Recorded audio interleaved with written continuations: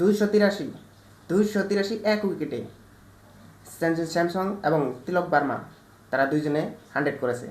Sanju Samsung 51 বলে 100, তিলক Burma 41 বলে 100। তারা দেখিয়ে দিয়েছে যে তারা বিশ্ব চ্যাম্পিয়ন।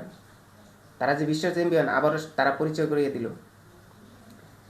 সাউথ আফ্রিকা যে মানুষের সাথে চুপ করে, এটা তারা আবার প্রমাণ করে দিল। তারা আবার চুপ করেছে, তারা প্রমাণ করে দিয়েছে যে তারা চোকার।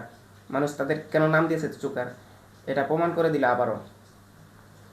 তারা 148 অল আউট হয়ে গেছে, 135 রানে তারা হেরেছে। টি-20 ম্যাচ 135 রানে হেরেছে।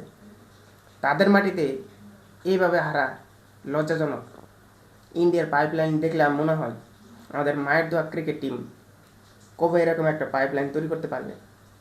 এক উইকেটে 283 রান টি-20 ম্যাচে, যেখানে আমাদের বাংলাদেশ 245 করতে পারে না। ওয়ানডে ম্যাচে 50 ওভারে 245 করতে পারে না। এখানে তারা দেখিয়ে দিয়েছে ইন্ডিয়া যে বিশ্ব চ্যাম্পিয়ন, বিশ্ব সেরাদের সেরা, তারা দেখিয়ে দিয়েছে 283 এক উইকেটে টি-20 ম্যাচে। আশা করি আমাদের পাইপলাইনটা কখনো না কখনো এরকম হোক।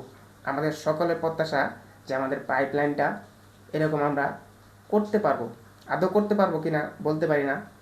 যদি এরকম মনে হয়, আমার মনে হয় এরকম আমরা পেতে চাই, আমাদের এই প্লেয়ারদের আবার পুনর্জন্মগ্রহণ করতে হবে। তাহলেই না আমরা এরকম একটা পাইপলাইন পাবো।